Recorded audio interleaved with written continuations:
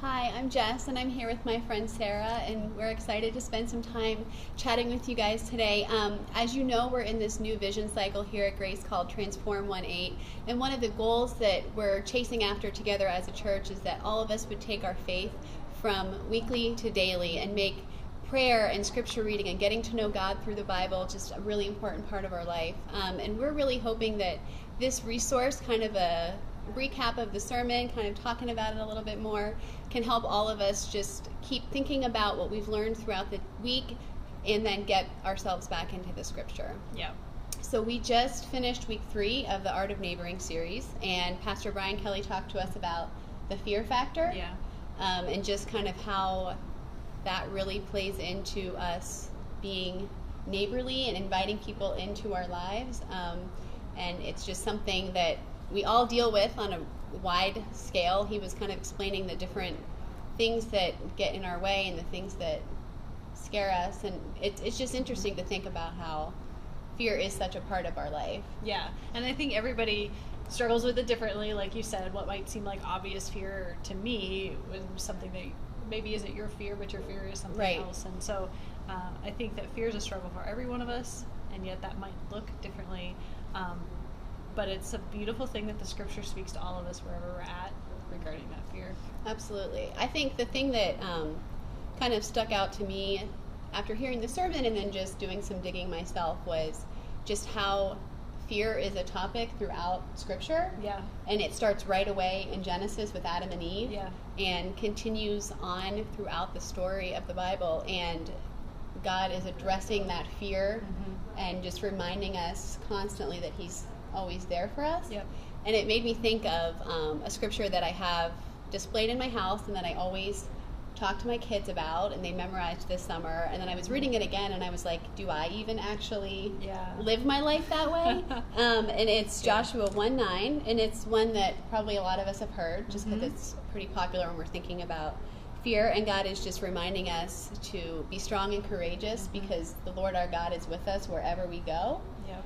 And I think if we really take to heart those words of wherever you go, it can help us to shift our thinking about fear in general and make us brave to be able to do those things that we wouldn't be able to do on our own power. Absolutely. Absolutely. I think that reminds me of when Paul speaks to Timothy. I think it's in 2 Timothy in the first chapter, and he reminds him that God doesn't give us a spirit of fear, but of power and love and of self-discipline, and it's because He's with us. Right. You know, it's the spirit inside us that is going to help us be bold and courageous. I do the same thing with my kids. I ask them almost every day, like, who makes you brave? And their answer is God, and I feel like it won't be too long before they flip it back on me. Right, right. Who makes you brave? Right, yeah. Kids will do that to us. But it's neat, though, and I think that's one of the cool things for us as parents, or just even as friends, kind of walking with other people in a faith journey, is finding those places in Scripture where God's really showing us who He is and what His power is, so that when we come up against those moments, that your kids will maybe, better than some of us adults, remember in those moments that God's with them and that He goes before them. Yeah, that's my hope and my prayer. Absolutely. And I was thinking too, like, it's neat to see in the Scripture just kind of how God talking about His presence and how He keeps us moving forward in our fear just really helps us continue on in the journey. And we were just kind of discussing before we started filming about how there's a piece of Scripture in Psalms that then gets referenced back again before the Last Supper, before Jesus is crucified. Yeah. And I would love for you to just talk about that a little bit, because that was fascinating to me, just kind of hearing that thread happen.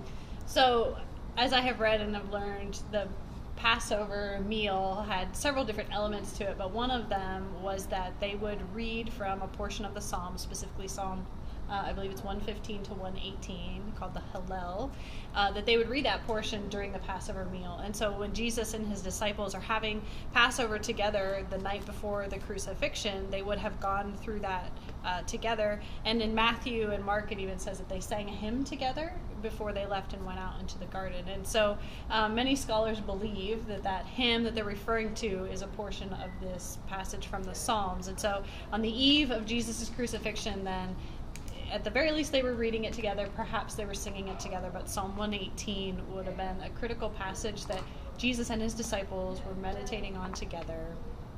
The disciples didn't exactly know what was coming, but Jesus did. So the timing is not coincidental or not an accident, I don't think. I think the neat thing about that, going back to what Pastor Brian was talking about on Sunday, which is that fear kind of opens us up and allows us to be a part of God's journey, and then once we step out in that fear, we're inviting people to be a part of the journey with us.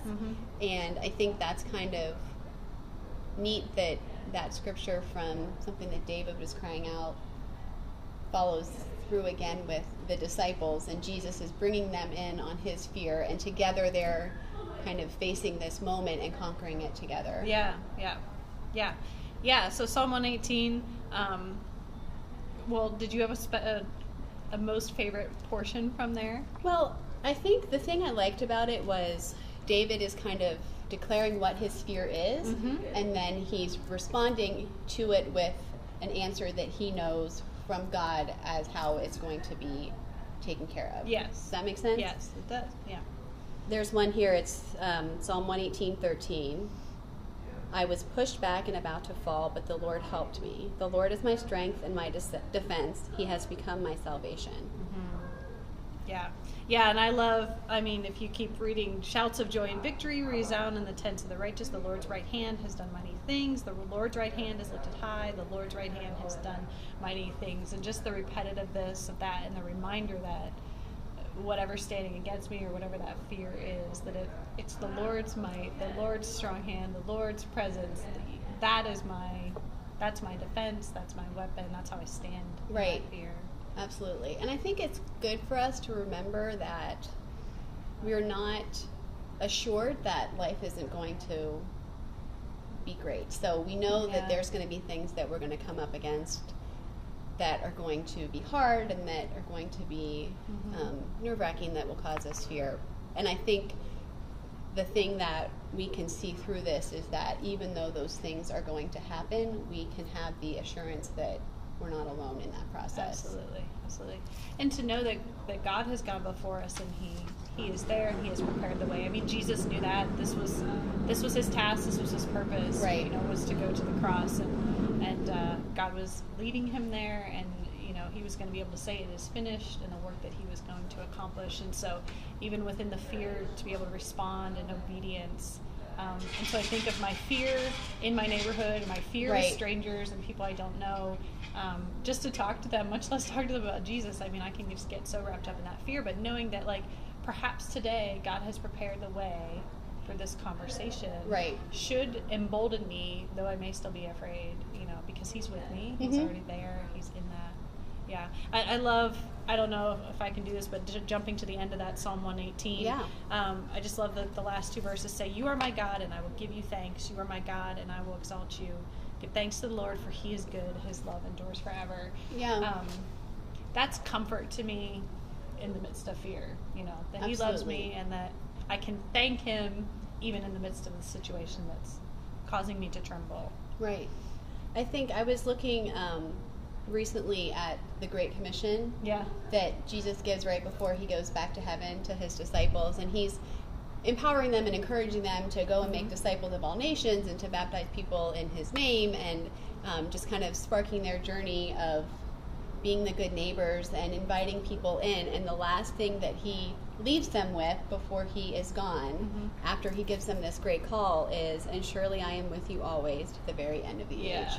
So He's saying, I'm going to be there for all of those things. And that's, I think if we're thinking about, the journey and inviting them in, that's it's a great place for us to look. Like, that commission is for us also here in 2018 to go and make disciples. And just as He said to His disciples, He's with us always. Yeah.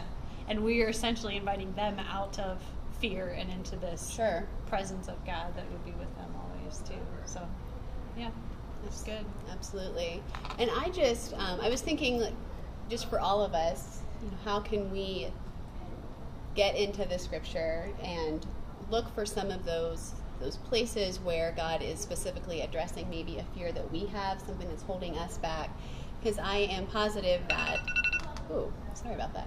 I am positive that if we're in the scripture, God is going to give us the answers. Even if we don't see it in that moment, it will be in our hearts. And when we are fearful for whatever reason it is, it's here in the Bible, and He'll give us the answers that we need. So I just hope that as all of you are going about your day and thinking about what the fear factor is in your life that's keeping you from stepping out and being a better neighbor, that you would go to the scripture and just really ask God to show you how to face those fears, just knowing that He's always there with you. Thanks for joining us, and we'll see you guys next time.